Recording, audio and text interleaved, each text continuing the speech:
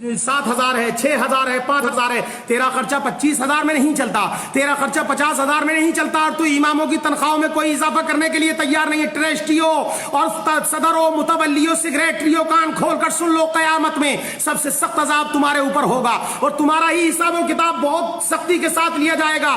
تمہاری زندگی تمہارا جو ہے بہت سختی کے ساتھ تمہارا حساب و کتاب ہوگا, کیونکہ تم نے اماموں کے گلے دبا کر رکھے ہیں. تمہارا امام مسجد میں ہے, تو رات کے 12 بجے بلائے تو تیرا امام آتا ہے. اگر تو بچے کے کان میں اذان پڑھوائے تو تیرا امام آتا ہے. اگر تو تیل پڑنے کے لیے کہے تو تیرا امام آتا ہے. تمہارے امام اور تمہارے امام تمہارے گھروں کی ساری چیزیں دیکھ بھال بھی کر رہے ہیں, بچوں کو بھی, اور نمازیں اذانیں بھی پڑھ رہے ہیں, اور ان کی تنخواہ 3,000 سے 4,000 لیتا ہے. ذرا خبردار ہو جا, امام سے جو ہے محبتیں کرو, اور وہ جو شاعروں اور جو تمام لوگوں کو جو تم پیسہ دے رہے ہو اس پیسے کو دینا بند کرو, اماموں کی تنخواہوں میں اضافہ کرو, اور جلسے کرنے کے لیے فری کے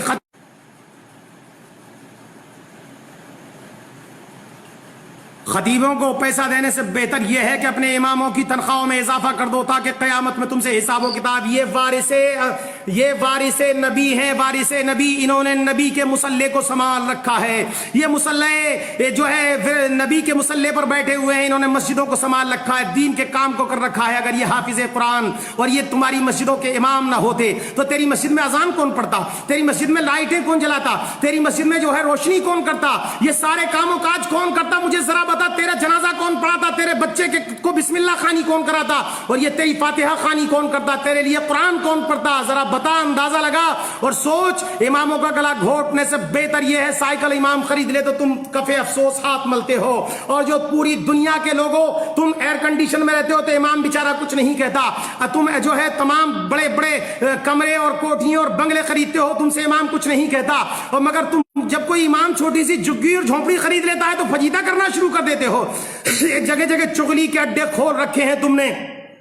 اماموں کی برائیاں کرنے پہ لگے ہوئے. 1,000 نیکیاں کرتا ہے امام, 1,000 اچھے کام کرے, اگر کوئی غلطی ہو جائے اس سے تو تم پکڑ لیتے ہو. سنو ظالموں, ڈاکہ ان دکانوں میں پڑتا ہے جن میں مال ہوتا ہے, جن میں ہیرے اور جواہرات ہوتے ہیں, جن کے اندر دولت ہوتی ہے, ان دکانوں میں چوری ہوتی ہے. جن مکانوں میں کچھ نہیں ہوتا, جن دکانوں میں کچھ نہیں ہوتا, ان میں چوری نہیں ہوتی. اس سے پتہ یہ چلتا ہے کہ امام بہکا اس لیے تھا کہ اس کے پاس ایمان کی دولت تھی, شیطان اس کا اس لیے پیچھا کر رہا تھا. تیرا پیچھا کیا کرتا, تو خود ہی شیطان ہے, تیرا پیچھا کیا کرے گا شیطان؟ تو امام کا پیچھا اس لیے کیا کہ اس کے پاس دولت ایمان تھا, وہ قوم کا پیشوا تھا. ظالموں, ان اماموں کے ساتھ بدتمیزیاں کرنا بند کر دو. جب تک کوئی قوم بلندی تک نہیں پہنچتی, جب تک کہ اپنے پیشواؤں کی عزت نہیں کرتی. تم نے دنیا کی, تیری 25,000 تنخواہ ہو تو تیری پور نہیں پڑتی, 50,000 ہے مولانا پھر بھی کمی رہ جاتی ہے. تیرے بہترین کپڑے اور تمام کے تمام انتظام و انسرام دیکھ کے امام نے کبھی آہ نہیں کری. مگر سن, امام عطر لگا لے تو تجھے پریشانی ہوتی ہے, امام اچھا کپڑا پہن لے تو تجھے پریشانی ہوتی ہے, امام شیروانی سلوا لے تو تجھے پریشان ہوتی ہے, امام سائیکل پر چلا جائے تو تجھے پریشان ہوتی ہے. تو فلائٹوں میں گھومے, امام سائیکل پر گھومتا ہے. ظالموں, تو تمہیں تکلیف ہو جاتی ہے. اپنے اماموں کے پیچھے نہ پڑو. قیامت میں جب مصطفیٰ پیارے پوچھیں گے کہ میں نے اپنی ملکیت اور میراث کا ان کو پیشوا بنا کر کے تمہارے بیچ میں بھیجا تھا, جنہوں نے تمہارے بچوں کو قرآن پڑھایا, جنہوں نے تمہارے لیے قرآن خوانی پڑھی, جنہوں نے تمہارے لیے جو تلاوت کلام اللہ کیا, جنہوں نے تمہارے بزرگوں کے لیے ایصال ثواب کیا, جس نے تیرا 40واں 10واں پڑھا, جس نے تیری فاتحہ خوانی کری, ان اماموں کے تم ہاتھ دھو کر پیچھے پڑ گئے تھے. سن لو ٹرسٹیوں, ظالموں, سن لو تمام کمیٹیوں کے لوگوں, سن لو, تمہاری زندگی میں انقلاب پیدا نہیں ہو سکتا.